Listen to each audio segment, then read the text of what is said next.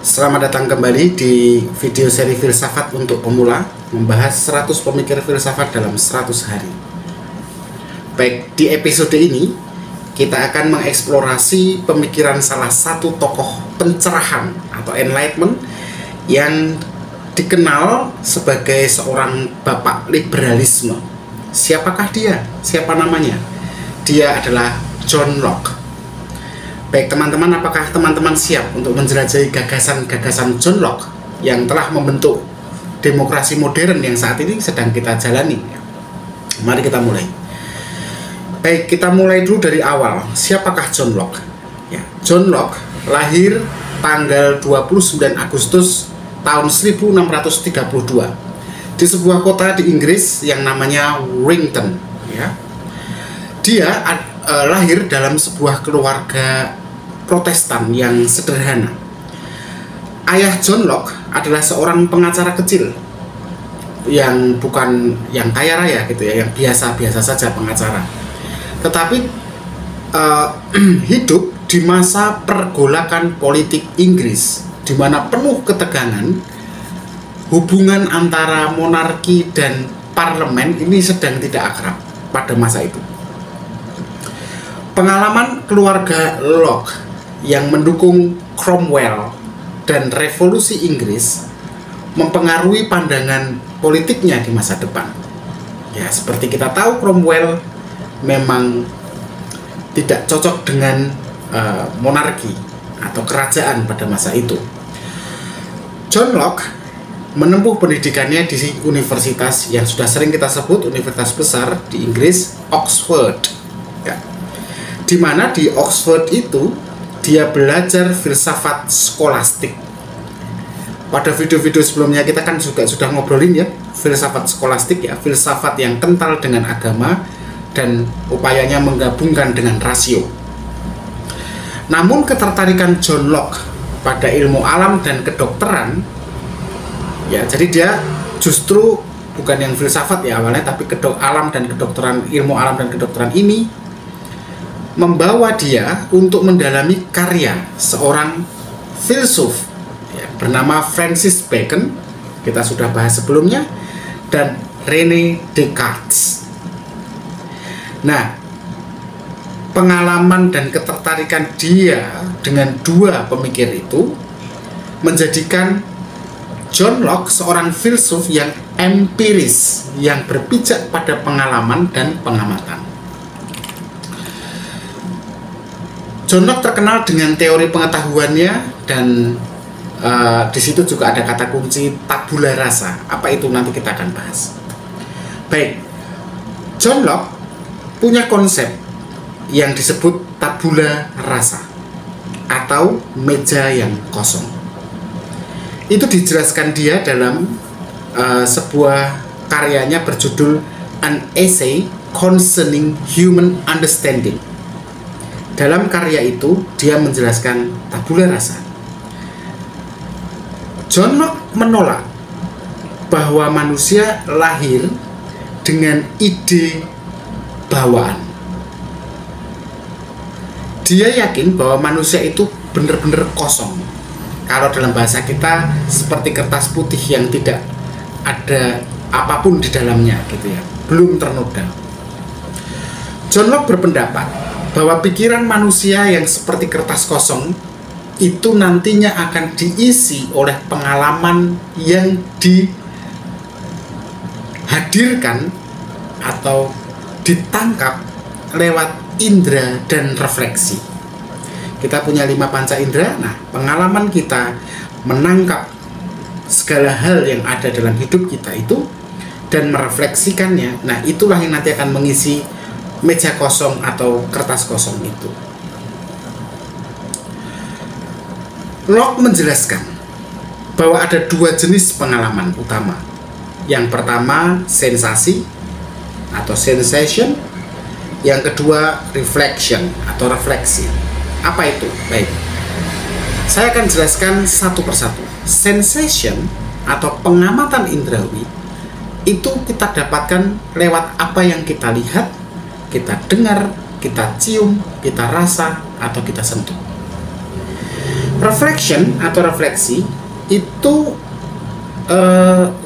cara kita memproses informasi dari tadi yang kita dapatkan di sensation ini, kita proses dengan merenungkan, memahami, kemudian membanding-bandingkan. Gagasan John Locke ini menjadi dasar dari aliran empirisme modern yang menegaskan kalau pengetahuan itu berasal dari pengalaman, bukan dari dogma, ya dogma, atau dari intuisi, naluri bawaan. John Locke juga punya pemikiran politik yang menarik. Memang Locke memberikan kontribusi yang besar pada filsafat politik ya, lewat karyanya yang berjudul Two Treatises of Government.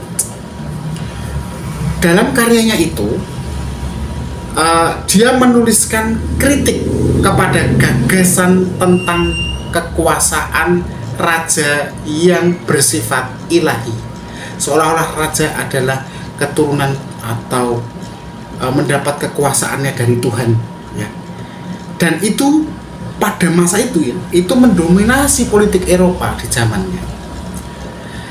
Dia menyampaikan ada 3 gagasan utama mengapa dia juga menolak itu. Pertama, hak alamiah manusia. Kedua, kontrak sosial. Ketiga, hak untuk memberontak. Maksudnya gimana itu? Baik, hak alamiah manusia dulu. Locke percaya bahwa setiap manusia dilahirkan dengan hak yang tidak dapat dicabut, yaitu hak apa?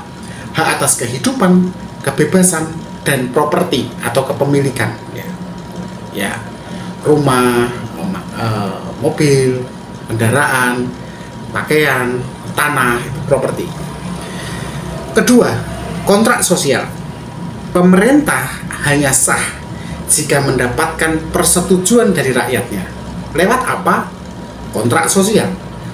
Tugas utama pemerintah kemudian lewat kontrak itu diatur untuk melindungi hak-hak dasar tadi, hak alamiah rakyatnya. Yang ketiga, hak untuk memberontak. Jika akhirnya pemerintah tadi yang dipilih lewat kontrak sosial tadi melanggar hak-hak rakyat, maka rakyat berhak untuk menggantinya. Nah, pandangan 3 ini dari John Locke, percaya atau tidak, itu menjadi inspirasi utama bagi gerakan revolusi besar di dunia menentang kerajaan-kerajaan. Contohnya, revolusi di Amerika dan revolusi di Prancis sangat terinspirasi oleh pemikiran John Locke. Selain politik, John Locke ini juga membahas kebebasan beragama.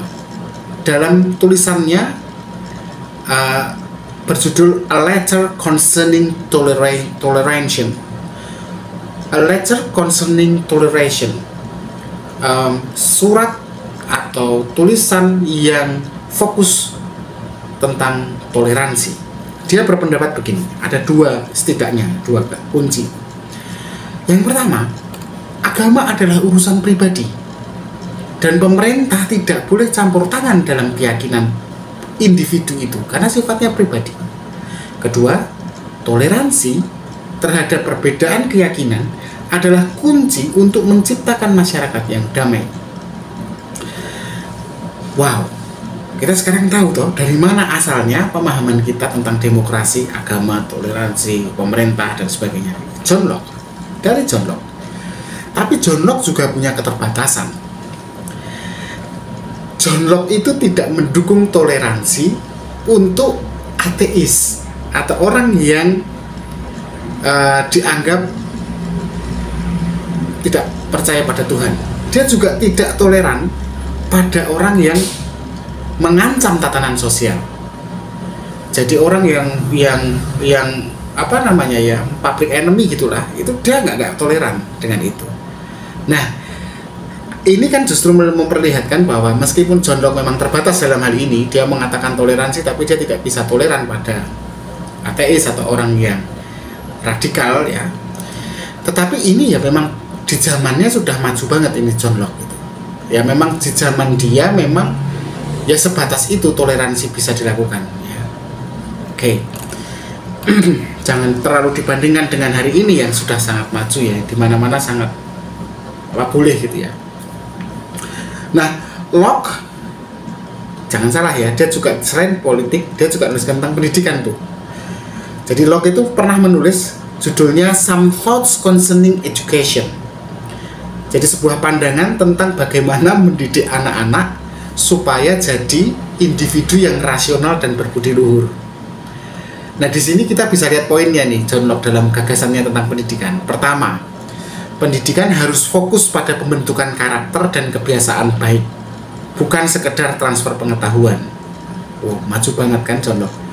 Kalau yang kedua ada lagi, pengalaman langsung dan pembelajaran lewat praktek itu lebih penting daripada hafalan. John Locke berpikir ratusan tahun ke depan ya. Hari ini kita merasa bahwa yang kita pahami tentang pendidikan modern itu dulu nggak ada kan? Enggak, John Locke sudah mikirkan itu. Nah, pandangan Locke tentang pendidikan modern sangat relevan. Bahkan sampai detik ini, terutama untuk mendorong pembelajaran berbasis pengalaman. Di Indonesia sendiri kan sekarang itu ya, basisnya pada pengamatan, pengalaman, proyek ya. Tidak tahu nih nanti ganti menteri apakah ganti lagi. Baik, nah lalu pengaruh mari kita ringkas lagi pengaruh dan warisan Locke itu bagaimana apa sebenarnya ya. Pengaruh Locke ternyata tidak terbatas pada filsafat, tadi kita sudah bahas itu. Ide-idenya jadi dasar bagi banyak sistem demokrasi modern. Ya, akui saja konstitusi di Amerika Serikat dan konstitusi di Prancis itu sangat dipengaruhi oleh John Locke. Di Amerika Serikat misalnya, dalam konstitusinya ada hak untuk hidup, kebebasan dan mengejar kebahagiaan. Itu semua pengembangan dari teori hak alamiah Locke. Kedua, konstitusi di Prancis atau undang-undang Prancis ya.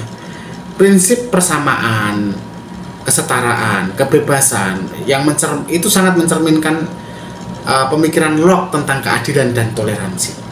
Nah, selain itu, gagasan empirisnya Locke tadi juga mempengaruhi perkembangan ilmu pengetahuan yang mendorong pendekatan ilmiah berbasis pada bukti.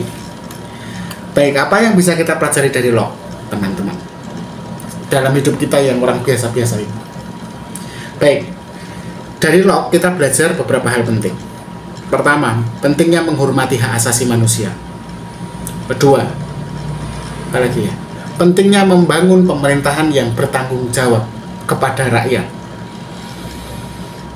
Kemudian yang ketiga, kita juga belajar pentingnya toleransi dalam menghadapi perbedaan. Dan perbedaan ini baik dalam politik maupun agama.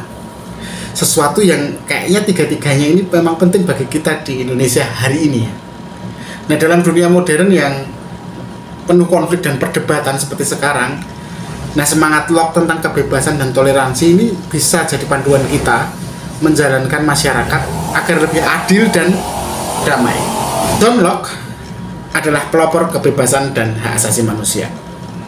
Warisannya terus hidup dalam demokrasi modern. Itu mungkin kesimpulannya dari pertemuan kita hari ini. Terima kasih telah menyaksikan video Filsafat untuk Pemula. Jangan lupa untuk untuk berlangganan dan mengikuti episode berikutnya, di mana kita akan membahas pemikiran besar lainnya. Sampai jumpa, tetap kritis.